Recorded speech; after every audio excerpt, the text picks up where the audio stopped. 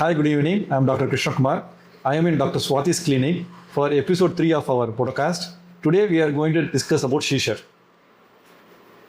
Hi sir, thank you. Hi, madam. நான் doctor Swathi neurologist from Chennai and இன்னைக்கு fits பற்றி common questions sir என்ன கேட்க போகிறாங்க. So let's see. மேடம், அந்த ஃபிட்ஸ், இந்த சீஷருக்கு முக்கியமான காரணங்கள் என்ன மேடம்? ஓகே, ஸோ ஃபிட்ஸுக்கு 2 டைப் ஆஃப் காரணங்கள் இருக்குது. ஒன்று கரெக்டபிள் காசஸ்ன்னு சொல்லுவோம். அதாவது இதெல்லாம் நம்ம மாற்றினா நம்ம ஃபிட்ஸை வந்து நம்ம தவிர்க்கலாம். ஸோ அதில் பார்த்தீங்கன்னா நம்மளுடைய உப்பளவு கம்மியாகிறதோ இல்லை அதிகமாகதோ, சக்கரை அளவு திடீர்னு நம்ம சுகர் ரொம்ப லோ ஆயிடுச்சு 70-60 கீழே போயிடுச்சுன்னா கூட நம்ம ஃபிட்ஸ் வரலாம். அதுமாதிரி சுகர்ஸ் ரொம்ப ஹை ஆனாலும் நம்மளுக்கு வரலாம். ஸோ இந்த மெட்டபாலிக் ப்ரொஃபைல் நம்மளோட சத்துகள் அளவில் மாற்றங்கள் இருந்தால் அது வரலாம். கால்சியம், மெக்னீஷியம், சோடியம், சுகர்ஸ் இதெல்லாம் கம்மியாக இருந்தால் வரலாம். அதை தவிர்த்து இன்ஃபெக்ஷன், ஏதாவது ஒரு இன்ஃபெக்ஷன், மூளை காய்ச்சல் மாதிரி ஏதாவது நம்மளுக்கு ஒரு இன்ஃபெக்ஷன் இருந்தாலுமே நம்மளுக்கு ஃபிட்ஸ் வரக்கூடிய வாய்ப்புகள் உண்டு. இது வந்து நம்ம கண்டுபிடிச்சிட்டோன்னா அதை நம்ம கரெக்ட் பண்ணோனாலே நம்மளுக்கு ஃபிட்ஸை வந்து நம்ம தவிர்க்கலாம். அதர் காசஸ், ஜெனட்டிக் காசஸ், அதாவது ஃபேமிலியாக அம்மாவுக்கு இருந்தது, தாத்தாக்கு இருந்தது, அந்த மாதிரி நம்மளுக்கு ஜெனட்டிக் காசஸ் ஆஃப் ஃபிட்ஸும் உண்டு. இது இல்லாமல் ஒரு 40 இயர்ஸ் ப்ளஸ் இருக்கும்போது சம்டைம்ஸ் நம்மளுக்கு ஸ்ட்ரோக் ஏதாவது வருதுன்னா கூட, இல்லை பிரெயினில் ஏதாவது கட்டி பிரெயின் டியூமர் இருந்தாலுமே நம்மளுக்கு ஃபிட்ஸ் வரக்கூடிய வாய்ப்புகள் உண்டு. ஓகே மேடம், நீங்கள் காரணங்கள் பற்றி சொல்லிட்டீங்க. இப்போ ஒருத்தர் ஃபிட்ஸ் வருதுன்னா அவங்க சுற்றி இருக்கிற ஃபேமிலி மெம்பர்ஸோ ஃப்ரெண்ட்ஸோ இன்னும் பண்ணணும், இன்னும் பண்ணக்கூடாது. ஸோ ஒரு வேளை யாருக்காவது ஃபிட்ஸ் வருது அண்ட் நீங்கள் அந்த இடத்துல இருக்கீங்க அப்படின்னா முதல்ல அவங்கள உடனே படுக்க வைக்கணும். அண்ட் தலையை வந்து கொஞ்சம் தூக்கி உயர்த்தி வைக்கணும். லெஃப்ட் லேட்ரல் பொசிஷனில், அதாவது லெஃப்ட் சைடில் ஒரு கழிச்சு படுக்க வைக்கணும். அதை பண்ணிவிட்டு கொஞ்சம் காற்று இருக்கிற மாதிரி பார்த்துக்கோங்க. அவங்கள சுற்றி நிறைய பேர் கூட்டம் சேர வேண்டாம். 2வது பார்த்தீங்கன்னா, இந்த சாவி கொடுக்குற பழக்கம் நிறைய இருக்குது சார் நம்ம கம்யூனிட்டியில். அதாவது அந்த இரும்பு பிடிச்சா அந்த ஃபிட்ஸ் நின்றுரும் அப்படின்னு நினைக்கிறாங்க.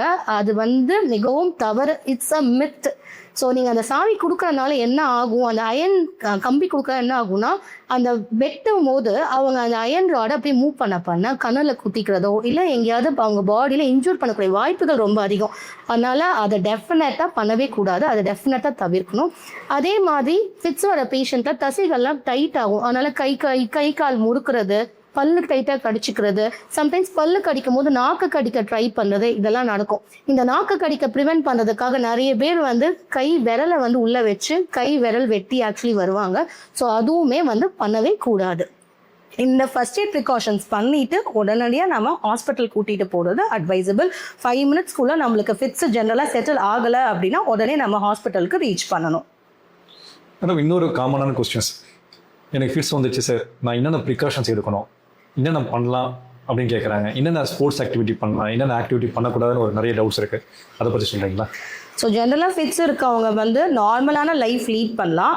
பட் ஒரு சில ஆக்டிவிட்டீஸை நம்ம தவிர்க்க சொல்லுவோம். லைக் டீப் டைவிங், மேலே இருக்க அந்த boat activities, mild water sports activities பண்ணலாம். பட் அதுவே டீப் டைவிங் அந்த மாதிரி இருந்ததுன்னா நம்ம அதை அவாய்ட் பண்ண சொல்லுவோம்.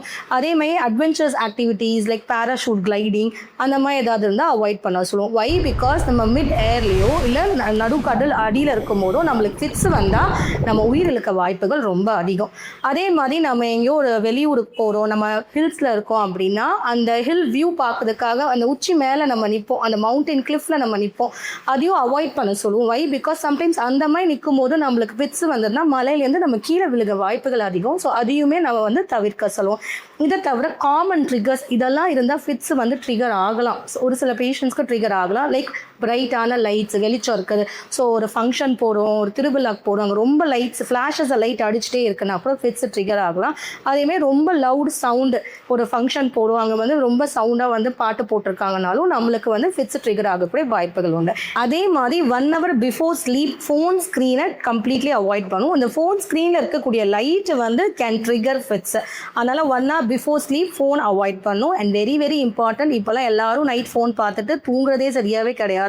ஸோ ஒரு proper sleep back pattern, minimum of 6 to 8 hours of sleep ரொம்ப மேண்டேட்ரி. ஸ்லீப்போட அளவு கம்மியாக இருந்தாலுமே ஃபிட்ஸ் ட்ரிகர் ஆகலாம். சரி மேடம், இப்போது ஒருத்தர் வந்து என்ன கேட்குறாரு, சார் எனக்கு வந்து 2 வருஷம் முன்னாடி ஃபிட்ஸ் வந்தது, இப்போ 6 மாதம் நீ ஃபிட்ஸே வரல, எனக்கு எப்போ மாத்திரை நிறுத்துவீங்க? இது வந்து ரொம்ப இம்பார்ட்டண்ட்டான கொஷின் சார். ஏன்னா நிறைய பேஷண்ட்ஸ் வந்து டாக்டர் நாங்கள் இது லைஃப் லாங் இந்த மாத்திரைகள் போடணுமா, இந்த மெடிசன்ஸ்க்கு நிறைய சைடு எஃபெக்ட்ஸ் ஆச்சு, இதை நாங்கள் நிப்பாட்டிக்கலாமான்னு கேட்டு நிறைய பேஷண்ட்ஸ் வராங்க. ஸோ எவ்வளோ நாள் நம்ம மெடிசன்ஸ் எடுக்கணுங்கிறது it differs with each and every patient. காமனாக ஃபிட்ஸ் வந்த பேஷண்ட்க்கு வந்து மினிமம் 2 years to 5 years மாத்திரைகள் கண்டினியூஸாக போடணும்னு சொல்லுவோம். அதுவும் it depends on MRI scan. மூளைக்கு பண்ண ஸ்கேன் நார்மலாக இருக்கணும், மூளைக்கு பண்ணக்கூடிய இஇஜி டெஸ்ட் நார்மலாக இருக்கணும். அதெல்லாம் நார்மலாக இருக்குது, ஸ்ட்ரக்சரலாக பிரெயினில் ஒரு ப்ராப்ளம் கிடையாது அப்படின்னா மட்டும்தான் நம்ம ஒரு 2 years இல்லாட்டி 5 years பார்த்துட்டு அந்த 2 yearsக்கு அப்புறமும் படிப்படியாக கம்மி பண்ணுவோம். ரொம்ப ஸ்லோவாக கம்மி பண்ணுவோம். ஃபார் 6 months டியூரேஷன் கூட நம்ம படிப்படியாக மாத்திரை கம்மி பண்ண ஆரம்பிப்போம். அதில் ஃபிட்ஸ் வரலன்னா தென் நம்ம மெடிசன்ஸை நிப்பாட்ட சொல்லுவோம். பட் பிரெயினில் ஒரு ஸ்ட்ரக்சரல் ப்ராப்ளம் இருக்குது, ஒரு ஸ்ட்ரோக் இருந்திருக்கு, ஏற்கனவே டியூமர் இருந்திருக்கு அப்படின்னா ஒரு ஸ்கார் டிஷ்யூ பிரெயினில் இருக்கும். அந்த ஸ்கார் டிஷ்யூ எப்படி நம்மளுக்கு அடிப்பட்டா தழும்பு இருக்குது அதை நம்ம தூக்கி போட்டுறோம். பட் பிரெயினில் ஒரு இன்ஜுரி நடக்குது அப்படின்னா அந்த தழும்பை வெளில தூக்கி போட முடியாது. அது பிரெயின்குள்ளே இருந்து பிரெயினை வந்து இரிட்டேட் பண்ணிகிட்டே இருக்கும். ஸோ அவங்களுக்கு ஃபிட்ஸ் எப்போனாலுமே வரலாம். அந்த மாதிரி சுச்சுவேஷன்ஸை நம்ம மாத்திரைகள் நிப்பாட்ட முடியாது. ஸோ டாக்டரை பார்க்காம உங்கள் நியூராலஜிஸ்ட்டை பார்க்காம தயவுசெய்து உங்கள் ஃபிட்ஸுடைய மாத்திரைகளை எக்காரணத்துக்கும் நிப்பாட்டாதீங்க. Thank you doctor Swathi for beautiful explanation on சீஷஸ் ஃபிட்ஸ் எதனால் வருது, அதோடைய காரணங்கள், அதோடைய அக்ரிவேட்டிங் ஃபேக்டர்ஸ் எல்லாம் சொன்னீங்க. எப்போ மாத்திரை நிறுத்தலாம் சொன்னீங்க. தேங்க்யூ. Thank you sir. தேங்க்யூ.